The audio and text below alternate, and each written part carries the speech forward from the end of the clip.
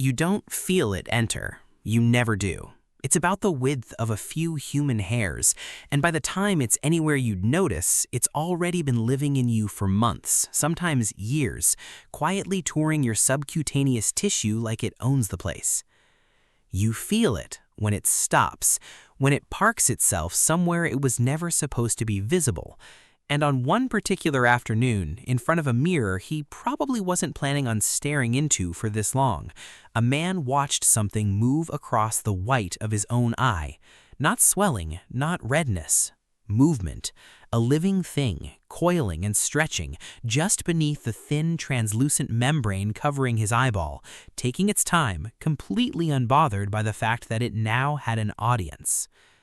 This is a real medical phenomenon. It has a name, a life cycle, a geographic range, and a body of case reports that read like something out of a body horror script, if body horror scripts were peer-reviewed. And by the end of this video, you're going to understand exactly what that worm was doing there, why the eye of all places, and why, and this is the part that actually keeps me up at night in the good way, this parasite might be one of the best documented examples we have of a creature that has been evolving specifically to be seen by us for millions of years. I promise you this is going to make sense. Let's get into it. Somewhere in the rainforest belt of Central and West Africa, think Cameroon, the Democratic Republic of Congo, parts of Nigeria, Gabon, the Republic of Congo, there's a fly. Not a mosquito. People assume mosquito because mosquito has cornered the market on insect that ruins your life. But this one's a deer fly, genus Chrysops, and it's a day biter, which already tells you something. It's not sneaking up on you at dusk. It bites you at noon in broad daylight while you're doing completely ordinary things like chopping wood or walking to a river. That fly is not the parasite. The fly is the delivery service. Inside its mouthparts, waiting for exactly this moment, are microscopic larvae of a filarial worm called loa loa. When the fly bites, it's not injecting them on purpose. The larvae are opportunists, riding along in the fly's saliva, and the second that proboscis breaks your skin, they slip into the wound like they've been rehearsing for this their whole short lives. Because, in a sense, they have. Here's the thing that gets glossed over in most explanations, and it shouldn't be, because it's one of the more elegant tricks in this whole story. The larvae don't go straight for your bloodstream. They go into your subcutaneous tissue first, the loose connective layer just under your skin, full of fat and blood vessels and space to move. And there they molt, twice. Over the course of about 6 to 12 months, these microscopic larvae grow from something you'd need a microscope to appreciate into an adult worm that can reach 2 to 7 centimeters long. That's not a typo. Multiple centimeters, living under your skin, growing. And you feel almost nothing this entire time. This is where I have to stop and just sit with how genuinely well-engineered this parasite is. Because your immune system is not a passive bystander here. Your immune system is extremely good at recognizing foreign material. It has entire cell lineages whose sole job is patrolling tissue, looking for exactly this kind of intrusion. So why doesn't it just shred the worm on sight? Part of the answer is that loa loa, like most filarial worms, has spent an evolutionary eternity, we're talking millions of years of coexistence with primate hosts, learning to manage its host immune response rather than simply hide from it.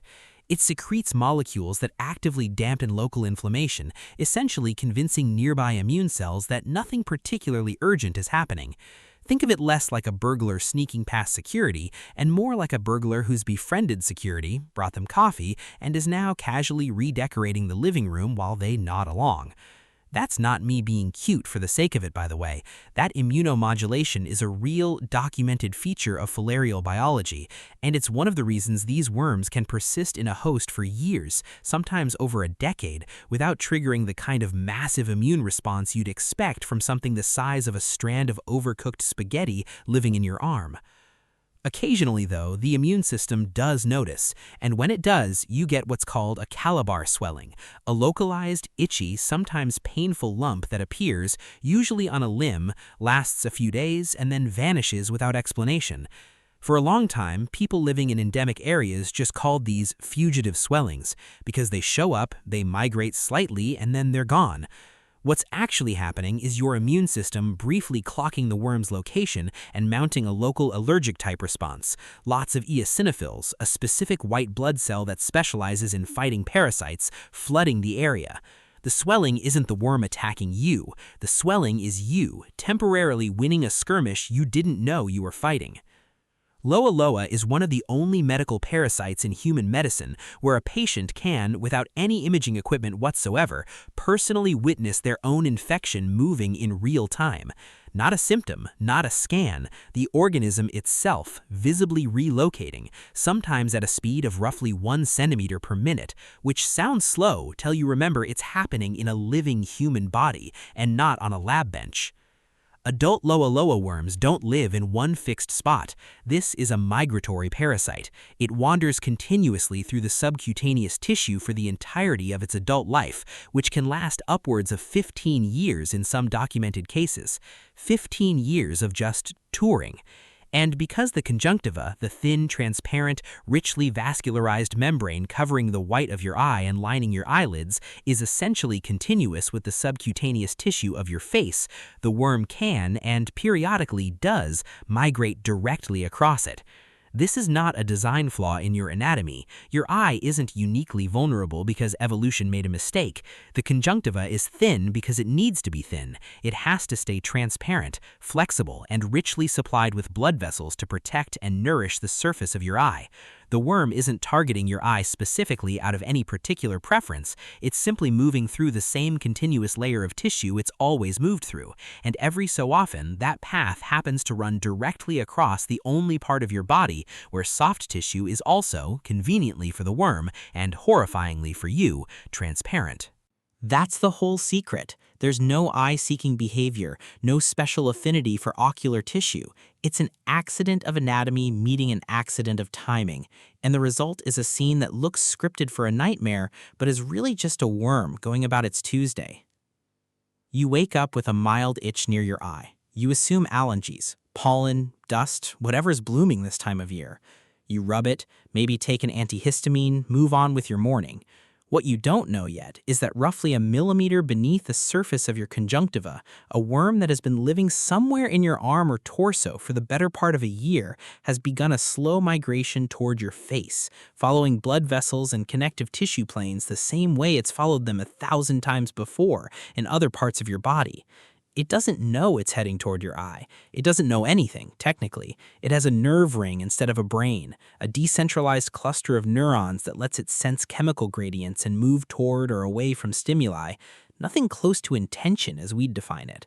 It's simply moving the way it always moves. You just happen to be looking in a mirror when it arrives. Here's where the story gets genuinely strange, because your immune system's reaction to a worm crossing your eye is often surprisingly muted compared to what you'd expect. There can be some conjunctival redness, mild swelling, a sensation described by patients as something between an eyelash stuck under the lid and a very specific localized itch.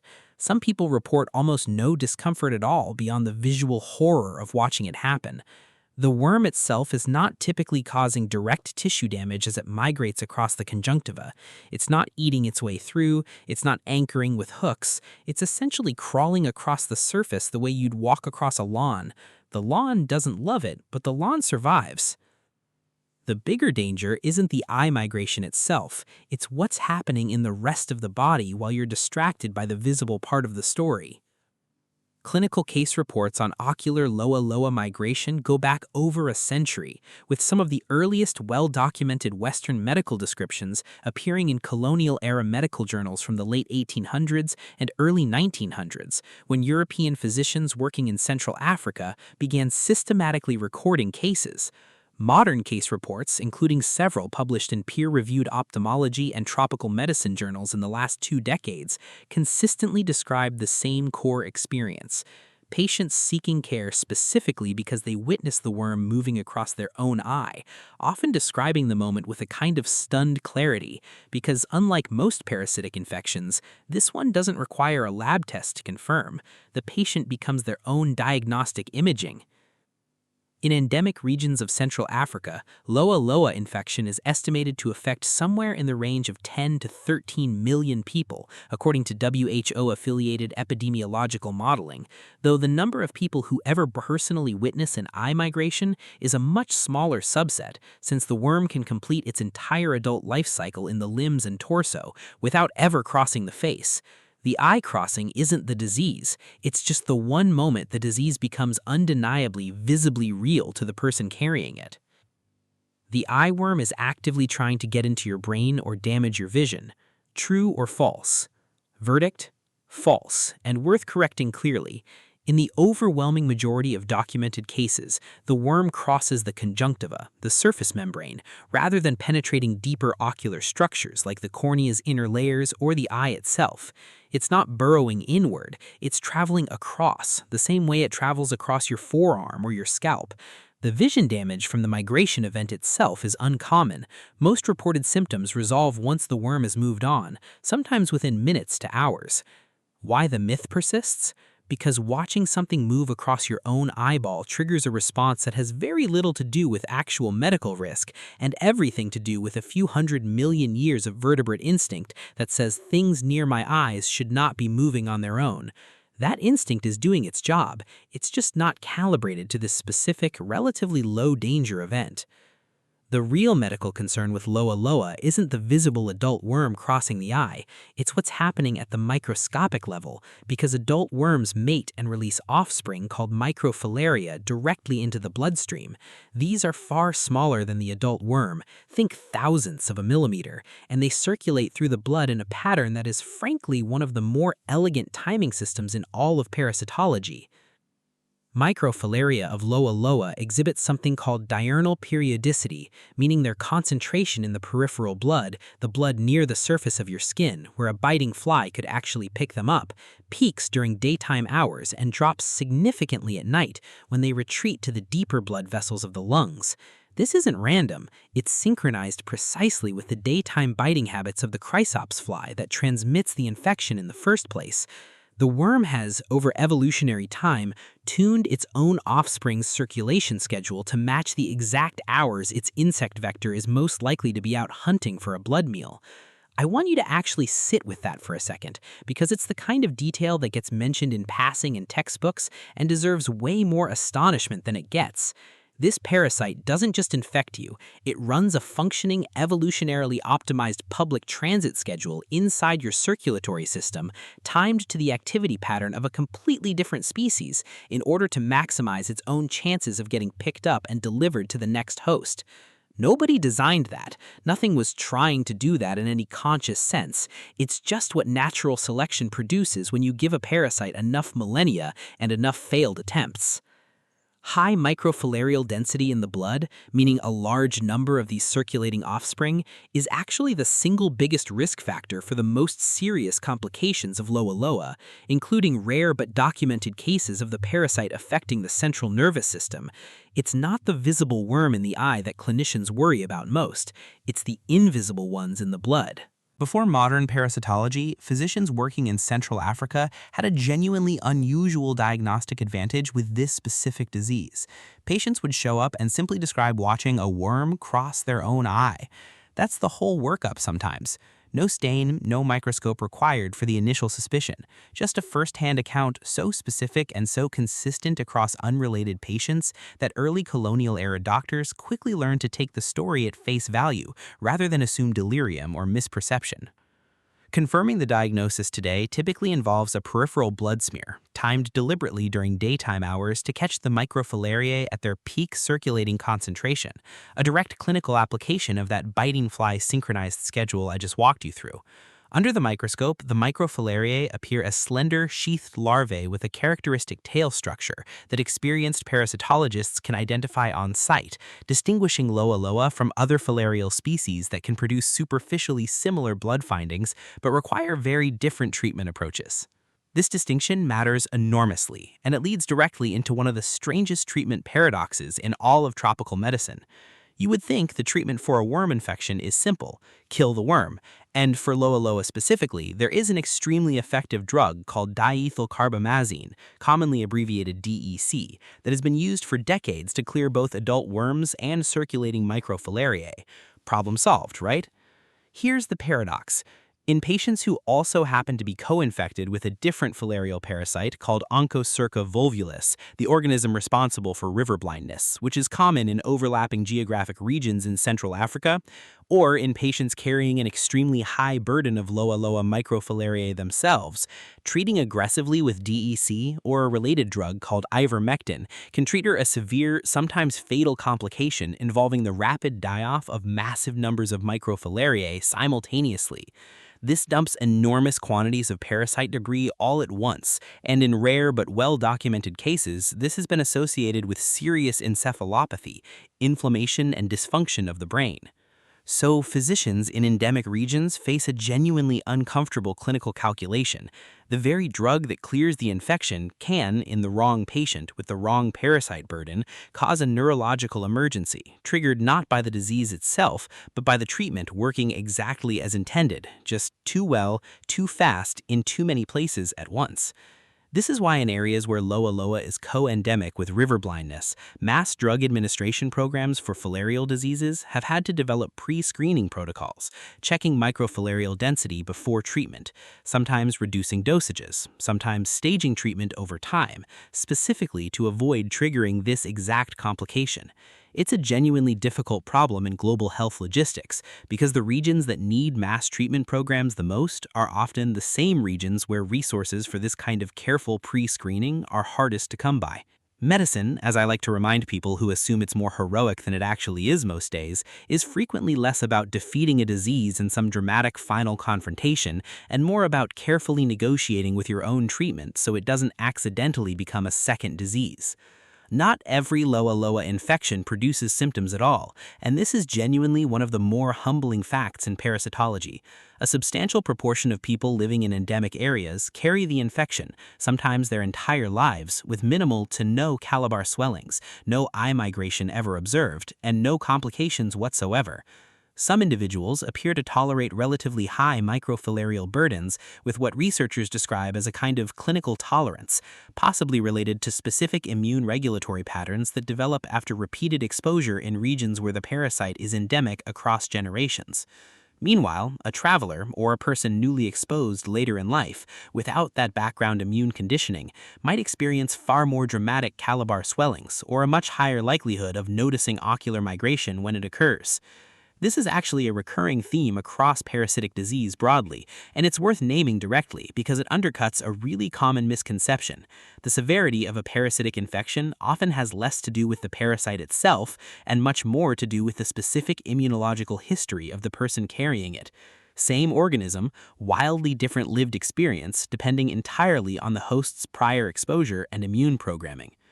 There's a well-known case, often cited in tropical medicine teaching, involving a physician researcher who, after years of studying filarial parasites in the field, became infected himself and documented his own eye migration with a level of detailed, clinical, first-person observation that later became a genuinely useful teaching reference, precisely because it captured the sensory experience of the event from the inside in a way that a purely external case report never could. Accounts like this exist scattered throughout 20th century tropical medicine literature.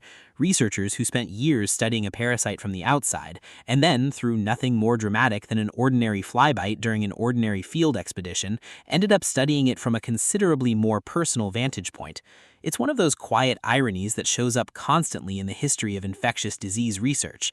You cannot fully protect yourself from the exact organism you've dedicated your career to understanding, and some of the field's most cited case descriptions exist specifically because a researcher got unlucky and, being a researcher, immediately started taking careful clinical notes on their own misfortune. Adult Loa Loa worms have been documented living inside a human host for as long as 17 years in some clinical records, migrating through subcutaneous tissue that entire time without ever triggering a definitive diagnosis until either a Calabar swelling prompted a blood test or, in the rarer and more dramatic cases, someone happened to be looking in the right mirror at the right moment. Let's zoom out, because I think it's worth appreciating the full cast of characters involved in this one small, strange biological event, because there are genuinely more moving parts here than people assume. You've got the adult worm, migrating slowly and mostly harmlessly through connective tissue, actively suppressing local immune alarm signals as it goes, essentially traveling incognito through your own body for years at a time. You've got your innate immune system occasionally catching wind of it and mounting brief localized eosinophil-driven responses that show up as those fugitive Calabar swellings, small temporary skirmishes in a war neither side is really trying to win outright. You've got the microfilariae, timed with almost absurd precision to a completely different species' daytime activity schedule, essentially placing themselves in the bloodstream's version of rush hour traffic, specifically so a fly can find them. You've got the fly itself, an entirely unwitting participant, biting during the day because that's simply when it forages, with no idea it's functioning as a biological transit system for an organism it will never directly benefit from carrying.